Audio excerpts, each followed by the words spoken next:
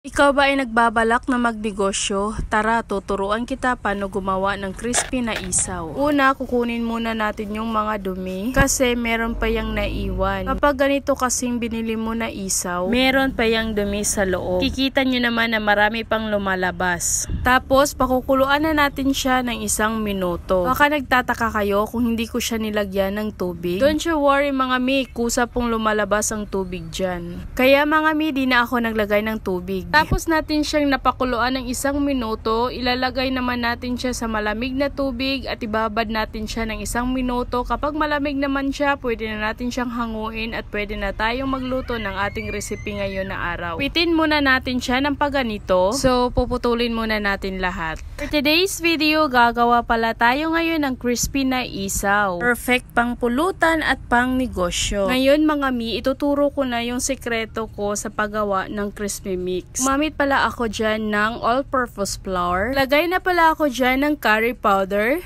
paminta, pampalasa at yung asin at ibimix na natin siya lahat para mag-combine talaga sila lahat. Ayan, nakagawa na tayo ng homemade crispy mix. Diba? Madali lang siyang gawin. Tapos, yung pinutol natin kanina na isaw, mga mi, imamarinate muna natin siya ng 5 minuto at lagyan natin siya ng bawang, pampalasa at yung itlog. Lagay pala ako ng itlog. Bali, ang kukunin ko lang dyan is yung yellow kasi yan yung magbibigay ng crispy sa ating isaw. So mga mi, alam niyo na kung anong sikreto ko.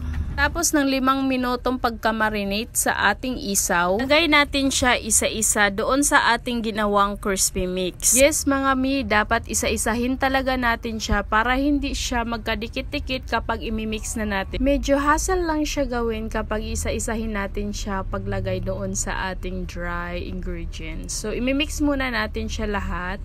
Tapos, nagpainit na ako ng mantika sa kawali at ipiprito na natin siya ng 5 minuto. Pagkatapos mga mi, halo-haloin natin siya ng 1 minuto. Tapos, another 1 minute naman. So, 1 minuto na naman. So, ganun lang. Yes, mga mi, kailangan talaga natin siyang halo-haloin para hindi masunog yung ilalim kapag ganito lang kakonti yung nilagay mong mantika. Maganda talaga na marami yung ilalagay na mantika para hindi masunog yung ilalim. Kaya pala ako naghalo-halo dyan mga mi kasi gusto ko magpantay yung kulay at magpantay yung pagkaluto. Sana doon yung ayaw ko talagang masunog kaya halo lang ako ng halo dyan. Kaya mga mi, damihan nyo na talaga yung mantika na ilagay nyo sa kawali kapag nagpiprito kayo ng ganito na makakasiguro talaga kayo na hindi talaga masusunog yung ating ginawang isaw. So ayan mga mi, luto na po yung ating crispy na isaw. So yan po is pantay yung kulay. Tingnan naman yung kulay. Tapos ililipat na po natin siya sa ating lagayan. Kayo na bahala kung saan nyo ilalagay. So sa akin ito lang yung available na lagayan namin. So tingnan nyo naman yung ating ginawang crispy na isaw. Pwede na siya pang pulutan. Pwede na din siyang pang